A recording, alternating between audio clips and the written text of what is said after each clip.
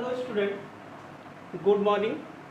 मैं हूं आरपी सिंह और ये आपका है प्यारा चैनल रेजोनेंस अल्फा केमिस्ट्री। तो आज हमारा जो टॉपिक चल रहा था वो चल रहा था सॉल्यूशन, और आज हम इस सॉल्यूशन टॉपिक का पार्ट 2 लेके चलते हैं। हमारा जो टॉपिक था वो सॉल्यूशन था, और सॉल्यूशन टॉपिक का जो हमारा पार्ट 2 है, पहले ही आपको ये क्लियर कर दें इसमें हम आपको क्या क्या बताएंगे। तो इसमें आज हमको डिस्कस करना है कि मॉलिक्यूलर मास क्या होता है। पहला टर्म हमारा है molecular mass. Molecular mass actual में अगर हम हिंदी वर्जन में इसकी बात करें तो इसको ही हम कहते हैं अणुभार। किसी अणु का भार क्या होगा। बहुत से स्टूडेंट ऐसे होते हैं जिनको कंफ्यूजन होता है कि एटम और मॉलिक्यूल क्या होते हैं। तो आप प्रीवियस क्लासेस में इनको पढ़ के आए हैं, फिर भी हम आपको डिस्कस कर दें। एक टर्म हमारे पास होता है मॉलिक्यूल और एक टर्म हमारे पास होता है एटम। तो अगर कोई एलिमेंट अपनी एलिमेंटल प्योर फॉर्म में पाया जाता है, वो जो अगर सिंगल स्टेट में प्रेजेंट है, जैसे हम कहें एन नाइट्रोजन, तो ये एन सिंबल किसका है आप बता देंगे, नाइट्रोजन का। और ये लिखा क्या है, ये आपका लिखा है एटम ऑफ एन, और यहाँ पे हम लिख दें N2। तो ये क्या हो गया, now this is molecule of nitrogen. तो मॉलिक्यूल के लिए हम क्या कह सकते हैं, it is the collection of atom. जो मॉलिक्यूल होता है, जो आपका अणु होता है, वो परमाणुओं या एटम का कलेक्शन होता है, वो एटम का कलेक्शन होता है। और किसी भी मॉलिक्यूल में कितने एटम प्रेजेंट है, जैसे कोई मॉलिक्यूल हमें दिया है, हमें मॉलिक्यूल सपोज करो H2SO4 दिया है। पहले तो हमें ये पता करना होगा इसमें कौन कौन से एलिमेंट प्रेजेंट हैं। तो इसमें देखो, एक एलिमेंट आपका हाइड्रोजन है, एक आपका सल्फर है, एक आपका ऑक्सीजन है। इन सारे एलिमेंट का एटॉमिक मास आपको पता होना चाहिए। हाइड्रोजन का कितना होगा 1, सल्फर का कितना होता है 32, और ऑक्सीजन का कितना होता है 60। अब ओवरऑल अगर हम इन सबको ऐड कर लें, तो जैसे हमने लिखा हाइड्रोजन के एटम कितने थे 2 × 1, 2 एटम थे। सल्फर का एटम कितना था 1 था, तो ये 32। और ऑक्सीजन के एटम कितने थे 4 × 16। तो ओवरऑल हमारा कितना आ गया 98। तो ये 98 क्या हो गया, ये मॉलिक्यूलर मास हो गया किसका, H2SO4 का। ये आपका जो मॉलिक्यूलर मास आया, मॉलिक्यूलर मास किसका आया of H2SO4, that is 98। Now एक एग्जांपल हम और लेते हैं आपको मॉलिक्यूलर मास को समझाने के लिए। जैसे हमने एक मॉलिक्यूल लिया, वो मॉलिक्यूल हमारा क्या है CH3COOH। अब यहाँ पे आप देखिए कौन कौन से एलिमेंट आपके पास हैं, कार्बन है, हाइड्रोजन है, ऑक्सीजन है। कार्बन के कितने एटम है 2, 1 और 1 2। ऑक्सीजन के कितने एटम है, हाइड्रोजन के कितने हैं 3 1 4, और ऑक्सीजन के कितने हैं 2। तो कार्बन का एटॉमिक मास सबको पता है 12 होता है, हाइड्रोजन का 1 होता है, तो 4 × 1, और ऑक्सीजन का क्या होता है 2 × 16। इन तीनों को जोड़ दो, और जब आप इनको ऐड करोगे तो ये आ जाएगा 60। तो molecular mass of CH3COOH equals to 60। Clear हुआ। अब आपको क्लियर है कि मॉलिक्यूलर मास हम किसी का कैसे निकालेंगे। ठीक है, इरेज किया जाए। चलिए अब देखते हैं हम, यहाँ पे एक टर्म और आया था पीछे पार्ट 1 में, हमने आपसे डिस्कस किया था। हमने कहा था number of moles, number of moles. अब ये नंबर ऑफ मोल्स या तो सॉल्यूट के होंगे या तो ये किसके होंगे,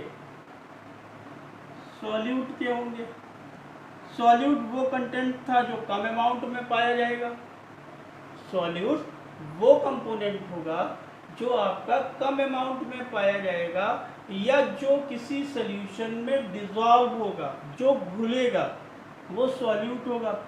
और अगर हम सॉल्यूट के नंबर ऑफ मोल्स की बात कर रहे हैं तो हम बात कर रहे हैं N2 की। और दूसरा कंपोनेंट किसी भी सॉल्यूशन में क्या होगा, जो मीडियम होगा, जो किसी चीज़ को अपने में घोलेगा, वो होगा सॉल्वेंट। और सॉल्वेंट क्या होगा, इसके नंबर ऑफ मोल्स N1 होंगे। अब ये नंबर ऑफ मोल्स हमको पता कैसे चलेंगे, हमको नंबर ऑफ मोल्स ऐसे ही तो पता चलेंगे क्योंकि हमको क्या पता है कि एक मोल, 1 मोल किसके इक्वल होता है, मोलर मास के। देखो 1 मोल किसके इक्वल होता है, मोलर मास के।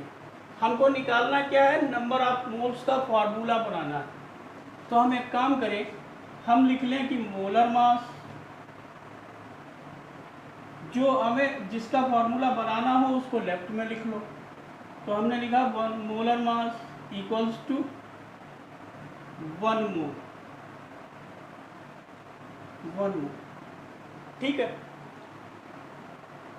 तो जो भी मोलर मास होगा, जो भी मोलर मास होगा, मान लिया मोलर मास m है और इसमें कितने मोल हैं, 1 मोल है। अब अगर मोलर मास आपका जो है ये इतना है, अब अगर ये W हो जाए, W हो जाए तो आपके नंबर ऑफ मोल्स कितने होंगे, ये हो जाएंगे W अपान मोलर, आपका मोलर ये वेट हो गया W। अब ये W हो गया तो यहाँ पे नंबर ऑफ मोल्स कितने होंगे, N इक्वल्स टू कितने हो जाएंगे, W अपान M। तो मोलर मास का फॉर्मूला क्या आ गया, देखो बहुत सिंपल सी बात है कि जितना मोलर मास था उसमें 1 मोल था, तो W अगर मोलर मास है तो उसमें कितने मोलर, W अगर आपका मास है तो उसमें नंबर ऑफ मोल्स कितने होंगे। अगर W हमारा मास है तो W अपान M कर दो, वही हमारा नंबर ऑफ मोल्स हो जाएगा। तो अगर हम number of moles of solute की बात करें तो ये क्या होगा, N2 equals to W2 upon M2 और N1 क्या होगा, ये आपका होगा W1 अपान M1। अब एक चीज़ यहाँ पे ध्यान रखिए, यहाँ पे N2 क्या है, W2 क्या है, M2 क्या है। यहाँ पे आपका N2 है number of moles of solute, W2 आपका है गिवन मास ऑफ सॉल्यूट और आपका M2 है molar mass of solute, molar mass of solute. यही काम यहाँ भी लिखना है, यहाँ पे सॉल्यूट की जगह पे क्या रख लेना है, सॉल्वेंट। जैसे N1 क्या हो गया, ये आपका हो गया number of moles of solvent, W1 क्या हो गया, ये हो गया गिवन मास ऑफ सॉल्वेंट और आपका जो W1 हो गया, सॉरी M1 हो गया, ये हो गया molar mass of solvent. Clear है, एनी डाउट, इरेज कर दिया जाए ऊपर वाला। क्लियर है सबको कि नंबर ऑफ मोल्स क्या होते हैं।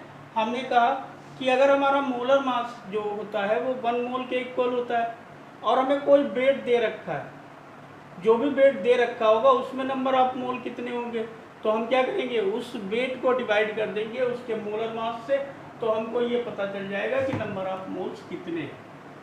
फॉर एग्जाम्पल, अब हम एक एग्जाम्पल ले लेते हैं। जैसे हमने कहा,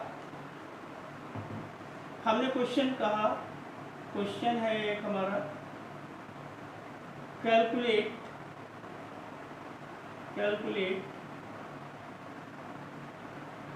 number of moles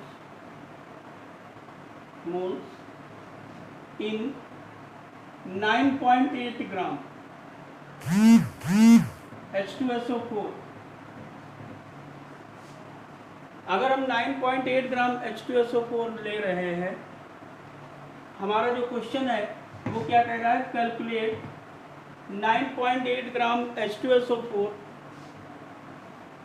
calculate 9.8 gram H2SO4। हमारा क्वेश्चन ये कहता है calculate 9. Calculate number of moles in 9.8 gram H2SO4। अब देखो हमको क्या दिया है, मोलर मास H2SO4 का पता है कितना है, अभी हमने निकाला था M H2SO4 क्या हो गया, ये आपने कैलकुलेट किया 98 ग्राम, और आपका W कितना दिया है, ये आपका दिया है 9.8 ग्राम। तो फार्मूला क्या था नंबर ऑफ मोल्स का, N H2SO4 क्या हो जाएगा, ये हो जाएगा W मतलब 9.8 अपॉन 98, इसका मतलब कितने मोल आ गए, 0.1 मोल। ये आपका आंसर होगा। ठीक है, इज इट क्लियर? आगे देखते हैं। जैसे हमसे कहा जाए कि 6.3 ग्राम HNO3 में कितना होगा, बी पार्ट हमने लिया 6.3 ग्राम HNO3, और इसमें हमें बताना है कि number of moles of HNO3 कितने होंगे। तो ये तो हमें W दिया है HNO3 का, क्या हमको दिया है, गिवन मास, और जब HNO3 का हम मोलर मास निकालेंगे तो कितना होगा, H, N और O, 3 एलिमेंट आपके पास है। H में 1 एटम है, नाइट्रोजन 1 है और ऑक्सीजन 3 है। हाइड्रोजन का 1 ही होता है, नाइट्रोजन का 14 होता है और ऑक्सीजन का 3 × 16। इसको ऐड करोगे ये आ गया 63, तो आपका मोलर मास कितना हो गया, 63। तो नंबर ऑफ मोल्स यहाँ पे HNO3 का क्या होगा, ये हो जाएगा 6.3 upon 63, that is equals to 0.1। Clear हो गया? अब आप निकाल लेंगे। अब आप यहाँ पे क्या है, आप इसको फाइंड आउट कर लेंगे कि नंबर ऑफ मोल्स हम कैसे निकालेंगे, how can we calculate number of moles. एक चीज और ध्यान रखिए, वो बात ये है कि अगर हमसे वाटर का पूछे, वो कहे क्वेश्चन 2, जैसे हमसे कह दे calculate number of moles in 1 litre H2O। अब हमें 1 लीटर वाटर में क्या निकालना है, 1 लीटर में H2O में हमें नंबर ऑफ मोल्स निकालने हैं। थोड़ा वीडियो में शायद ये ऊपर का नहीं आया है, तो आप इसे नोट कर लें, हम थोड़ा सा नीचे लिख देते हैं इसको। ये हमारा है calculate number of moles in 1 litre H2O। अब देखो यहाँ पे आपको ध्यान ये रखना है कि 1 लीटर इक्वल्स टू क्या होगा, ये वॉल्यूम है, 1 लीटर क्या है, वॉल्यूम है, और ये 1000 ग्राम के इक्वल होगा। ठीक है, जहां भी हमको 1 लीटर दिया हो उसको हम तुरंत किस में कन्वर्ट कर लें, 1000 ग्राम। तो हमारा WH2O क्या हो गया, 1000 ग्राम। इसको आप हमेशा ध्यान रखना कि लीटर को 1 लीटर इक्वल्स टू 1000 ग्राम आपको रखना है। और हमारा मोलर मास वाटर का क्या है, तो ये है 18। तो नंबर ऑफ मोल्स क्या हो जाएंगे वाटर के। ये एक चीज और है, ये हम बहुत जगह यूज होगा, इसलिए हमने इसको यहाँ पे बताया है आपको, ये आपके लिए काफ़ी इम्पोर्टेंट हो जाएगा। ये हो जाएगा number of moles of water, ये आपका WH2O अपन MH2। तो WH2O आपका है 1000 और अपन 18, इसको आप कैंसिल करेंगे तो ये आ जाएगा 55.5 तक। क्लियर है, ठीक। आगे देखिए, नेक्स्ट टॉपिक हमारा आएगा वो होगा मोल फ्रैक्शन। अगला टॉपिक हमारा है मोल फ्रैक्शन। मोल फ्रैक्शन, अब फ्रैक्शन का मतलब तो सभी लोग जानते हैं, हिंदी में इसको क्या कहते हैं, इसको कहते हैं मोल प्रभाज। मोल प्रभाज, फ्रैक्शन का मतलब भाज या भाग, कितना हिस्सा, उसको हम कहते हैं फ्रैक्शन। जैसे मान लिया हम यहाँ पे एक सोल्यूशन ले लें, सपोज करो हमने एक सोल्यूशन ले लिया। अब इस सोल्यूशन में आपको पता है कि क्या क्या हो सकता है, एक तो सॉल्यूट होगा और एक सॉल्वेंट होगा। तो अगर हम कहें आपसे कि जो सोल्यूशन है हमारे पास, इसमें टोटल नंबर ऑफ मोल्स कितने हैं, मोलों की कुल संख्या कितनी है, तो आप कहेंगे सर NT इक्वल्स टू, मान लिया इसके 2 मोल थे और इसके 1 मोल था, और तब हमने आपसे पूछा इसमें कुल कितने मोल हैं, तो आपका आंसर होगा 3 मोल है सर। तो वो 3 मोल आया कैसे, आपने ये 2 मोल और ये 1 मोल जोड़ दिए, ऐड किए, तभी तो आपको पता चला यहाँ पे 3 मोल है। तो हम क्या करें, NT इक्वल्स टू हमारा क्या होगा, N1 प्लस N2। अब हमसे अगर कहा जाए कि इस पूरे सोल्यूशन में N2 जो है उसका फ्रैक्शन क्या है, उसका मोल का फ्रैक्शन क्या है, तो आप क्या कहेंगे कि जितने मोल N2 के हैं उनको हम अगर टोटल मोल से डिवाइड कर दें तो फ्रैक्शन आ जाएगा। आप क्या कहेंगे कि इसका जो फ्रैक्शन है वो कितना है, 2/3, यही तो आप कहेंगे, क्योंकि 2 मोल किसके थे, N2 के, और टोटल मोल कितने थे, 3। तो आप कहेंगे इसका मोल फ्रैक्शन कितना होगा, 2/3। तो हम कह सकते हैं